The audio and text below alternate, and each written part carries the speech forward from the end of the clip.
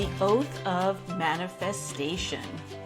I accept and receive unexpected good, unexpected money, unexpected love, unexpected kindness, unexpected generosity, unexpected offers, unexpected prosperity coming in unexpected ways from unexpected places in my life and the life of others. I am constantly guided and boldly empowered to receive the lavish abundance of the universe. I accept the principle that abundance and prosperity have already been given to me. My acceptance makes it real and opens the space for manifestation to rush in. I open wide the doors of my consciousness to receive and to give. It is done now. Through this oath of manifestation, all things are possible. I declare absolutely that I live in a friendly universe that is always providing for me. I feel it powerfully happening now. I open to receive more abundance and to give more abundance than I have ever experienced before. I can afford anything I desire. In fact, I am so prosperous, I need never worry again. I am grateful for all that I already have and grateful for all that I am ready to give. I keep myself lifted in high consciousness no matter what the appearances are. God is all there is. I let the God times roll, and so it is. And so it is. Amen. So that was the Oath of Manifestation that was written by Michael Bernard Beckwith, the leader of Agape, which is a spiritual center in California that I used to attend when I lived there. So that Oath of Manifestation was written when the congregation was focused on manifesting prosperity in all areas. And so we had read that oath before service started, and it was really powerful. So I wanted to share that with y'all. So this is Raven's Fine Art. I just jumped in there. This is Raven Kushner. And today we're moving forward. We had been talking about the famous artists. First series was on Leonardo da Vinci. Second was on Pablo Picasso. But now we're going right to the heart of things. I really wanted to go beyond just focusing on artists. That's why I changed up the intro. While I am an artist and love and adore artists, I really connect to a wider audience, and the whole purpose of me doing this is I really want to connect with like-minded individuals who are interested in personal growth and development in all areas. So money is a very important area. And unfortunately, there are still a lot of artists that do not prioritize this particular area in their life, and I don't know why. Being such an important and relevant area of life, like it would be really the last thing, well, not the last thing, but maybe the second to the last thing you'd ever want to neglect. Obviously, your relationships with people would be top priority. And incidentally, I did do a blog post on the importance of connection today on my website, ravensfineartprints.com. So I'll leave a link to that in the show notes. But today I wanted to get into this book. This book, Think and Grow Rich, was written by Napoleon Hill. The legend has it that he interviewed several different people, starting with Carnegie, who supposedly commissioned him to interview all these different people. Now, there actually are some controversy surrounding that, like maybe he really didn't receive this commission, he just did it on his own. It doesn't matter. The point is that the information in the book is really important. It's really relevant, and it's really helpful. So going beyond just the artistic process, it's really important, as I mentioned, to get behind the scenes, if you will. So if all you do, not only as an artist, because like I said, this is really geared towards anyone who's interested in personal growth. So whatever your dharma is, whatever your task in life is supposed to be, whatever your chosen work, whether it's homemaking, whether you're in fitness, whether you're in a security guard, it doesn't matter. Whatever it is put in front of you to do, it's not just the skill that's going to get you ahead. And we saw that looking at the lives of the masters, Da Vinci and Picasso. It wasn't just their skill that got them where they were. It was their mindset and their dedication, and their connection to something greater than what they were. They wanted to go beyond what they could see and touch in everyday life. And in Da Vinci's case, he wanted to get beneath things and really understand how things work. And in Picasso's case, he was consciously trying to leave a legacy in the art world, but he committed his entire life to that. And that requires a certain mindset that it does come more naturally to some people than others, but it's not something that you're either born with or you're screwed. It's something that we can all develop, and that we all do develop. It's just that when we use it, we're not always conscious of it. So if you can think of something that you achieved or something that you managed to do, that you look back at it and you think, wow, that was really cool that I did that.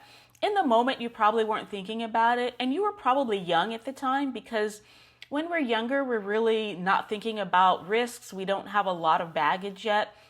So we often just do things that we look back on and think, wow, like, I don't know that I would do that again, but I'm so glad I did that at the time.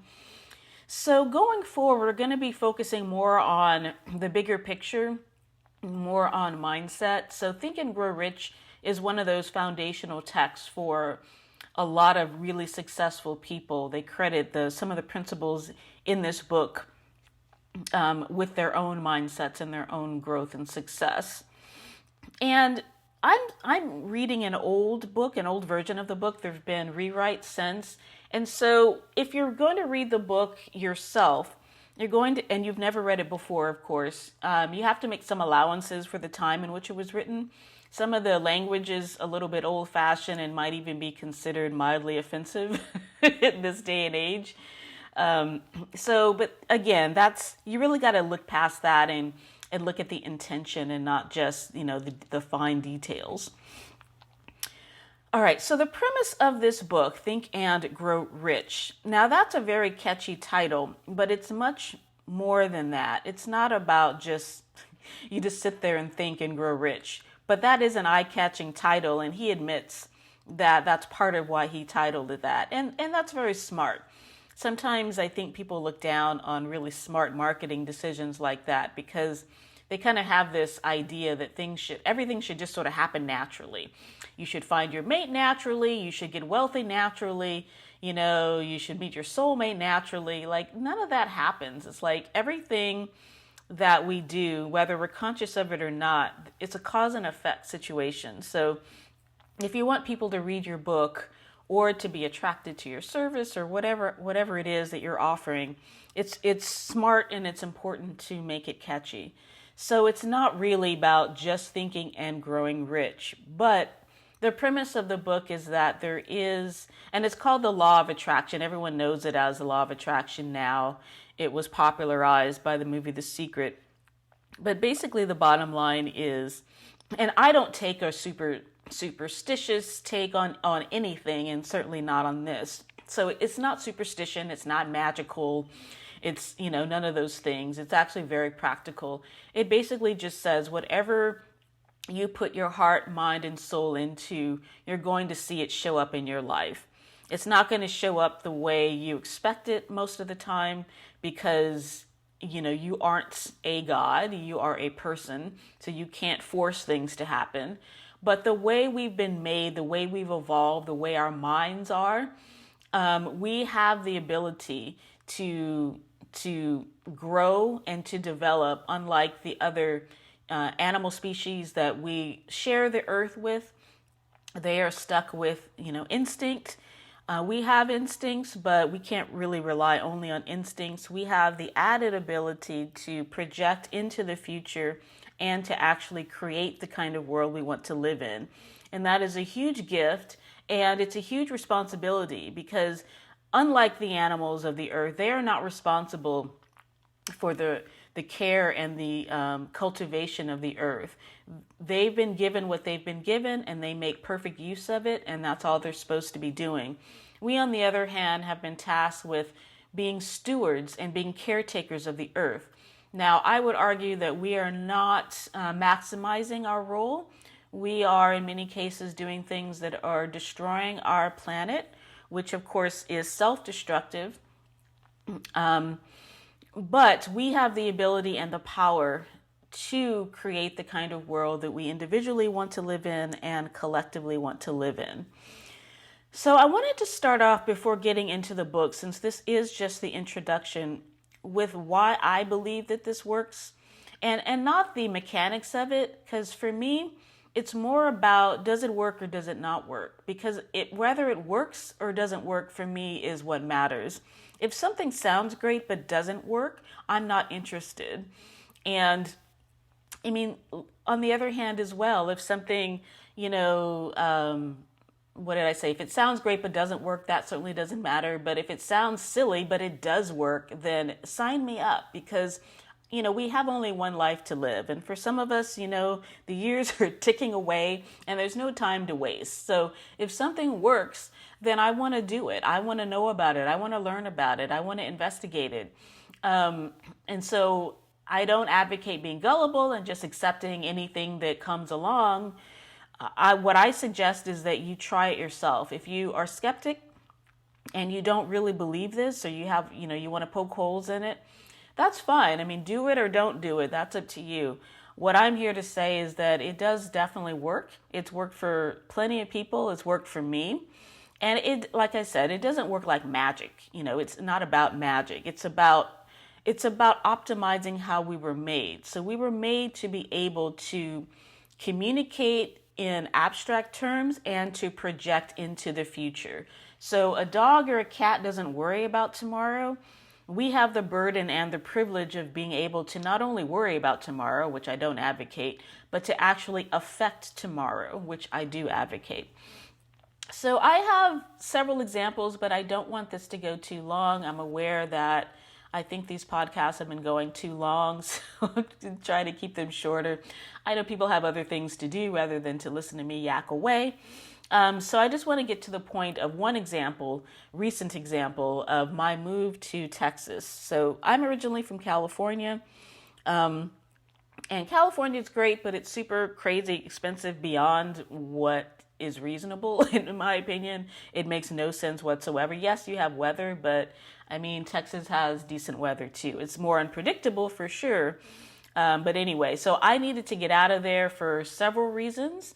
And what I did was, because I know that this stuff works, I committed everything in my brain towards that goal. So I did my research, of course. I Googled where I wanted to live. I Googled the demographics. I wanted to make sure I didn't end up in Texas in some unfriendly place, where I didn't want to be. So I did my research, which is the more brick and mortar type approach to everything.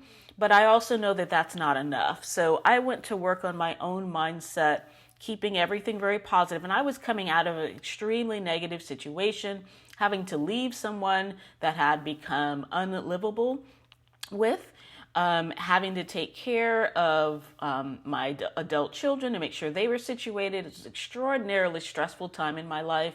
And I had a limited amount of time to get this stuff done. So having to uproot your entire life, in a place where you had lived your entire life, to go to a state where you'd never even visited before, let alone lived in, it's over. And I had no job at the time. So unemployed. I mean, I had my license as a loan officer. So I had that.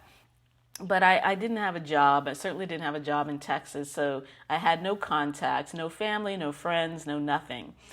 So this, on the surface of things, doesn't look too good. And if you're only looking at it from a cognitive point of view, you would say, just don't do that. And that's why I didn't really tell people that I was going to do that, because I knew that that would have been their first reaction. Just don't do it. And they would have listed all the reasons, like I just mentioned, why it's a stupid idea. But I just knew in my gut that this is what I needed to do. I knew that Texas was affordable, and I had done my research, so I knew where I needed to be within Texas and where I wanted to avoid. Actually, I didn't really know where I wanted to avoid. I just knew where I wanted to be, where I needed to be. Did my research, but I also went to work on my mindset. So every day and every night, I did 30-minute meditations that were they were put together for me by someone I worked with, and they're extremely helpful for manifestation.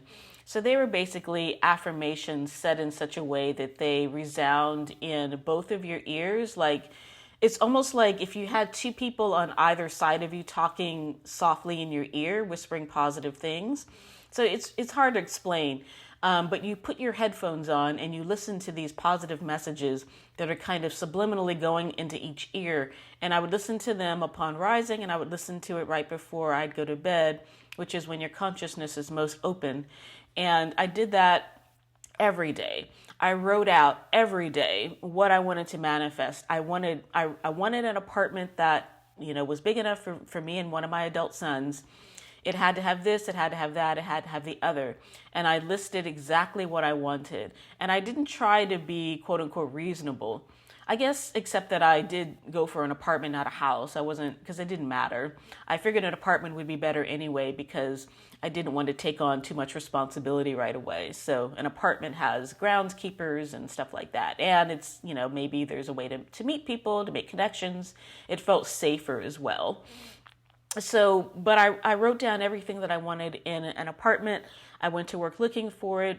Long story short, on the very last day that I had to get out, and I had setbacks along the way. I had things that I thought were lined up that I thought maybe I would get to stay in California, but things fell through. And every time it's so heartbreaking when you feel like you're doing everything right and then something falls through, but you have to just stick with it to know that that you do have the power to create your own reality. And if you don't give up, you will make it. You just have to, some of these false starts are they're not tests necessarily, but it's sort of like your mind is getting stronger.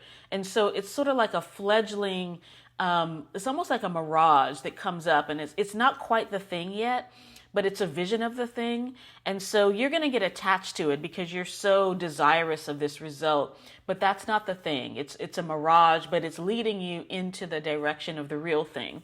So long story short, on the very last day that I had to get out of where I lived, I learned that I had been accepted for the apartment that I'm in now. I still didn't know, other than through Zoom, what it looked like, but I was, and plus I didn't even get a chance to see my exact apartment. I had to look at a model of a similar apartment. So, I was like, whatever. I just knew that I needed to get out of where I was. It was a horribly toxic situation. And, we hit the road. Never lived outside of my state, other than I lived in Washington for less than a year, Washington State. So new state, drove across the country, never had done that before. Scary as heck, but I did it. I arrived in the apartment and it literally had everything that I had asked for. It's beautiful. I love this apartment.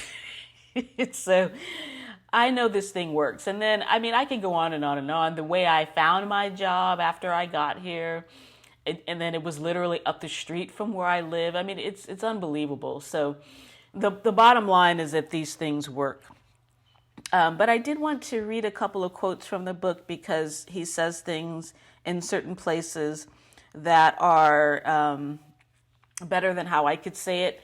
And another thing, too, is that beyond just keeping your positive mindset and knowing exactly what you want, there's two things that are really, really important that he introduces in the introduction. One is that you really have to know exactly what you want. And that's very important. Everybody knows that they want to make more money, quote unquote, but that's a vague, and it's easier to hear it in other people because sometimes I'm in these groups and, I listen to people call in and they're asking for help, and usually they're artists. And maybe they, need help on a website or need help with marketing. And the person helping will ask, okay, so what's your art about? Or what are you trying to do? Or what's the purpose of the website? And then you'll get these meandering, long-winded, around the bush and back answers that you're like listening, you can hear it. Like this person has no clue what they want. And so that's why they're having trouble. And it's not to be judgmental. I mean, everyone's been there, but it's very, very important that you know what you want. And if you don't know what you want, pick something. Just pick it. Because if you pick it and then you move towards it and okay, you're definite about it, even though you're not sure ultimately if that's what you want, it's going to get you to the next plateau. And that's what's really important. It's like you got to get out of the starting gates. You have to be driving the car before you can steer it. You can't steer a car that's not even turned on. You have to know where you're going. And then if you just get your car moving, you can change directions at any point, but you've got to get moving first. So pick something. And so the book says this. It was talking about a guy who had wanted to work with Thomas Edison, and all he knew is that he wanted to do it, and he was successful in getting it done. So it says, the book says, he had nothing to start with except the capacity to know what he wanted and the determination to stand by that desire until he realized it. Okay? Extremely important. So two things, the determination to know exactly what you want and the determination to stand by it until you get it. Okay? And that's something that I had fallen down on. So I have a natural ability to fixate on what I want. I've always had that. The first manifestation that I was conscious of it, even though I didn't really know exactly what it was, but I was aware that I had created this for myself, is I had become the captain of the cheerleaders when I was in high school. And I don't really seem like the cheerleader type, but I loved football and I loved to perform. I loved athletics and it was fun. I love fun. So being a cheerleader looked like the most fun.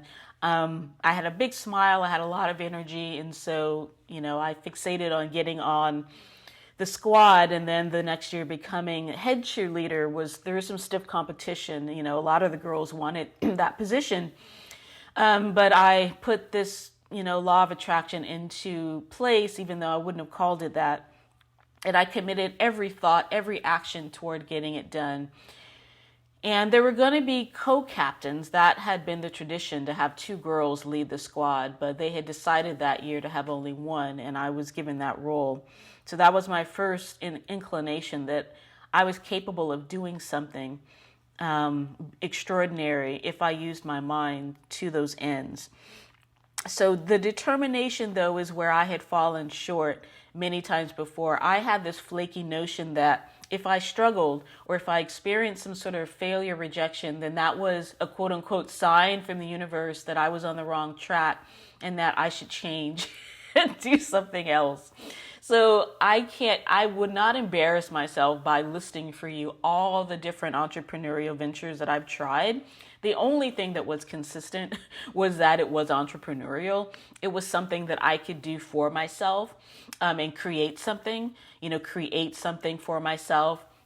A couple of examples, I tried being a masseuse. I tried being a Reiki healer. I mean, I could go on and on and on. And I just, like I said, I'm not going to humiliate myself by actually listing. Besides, it would take too long to do that.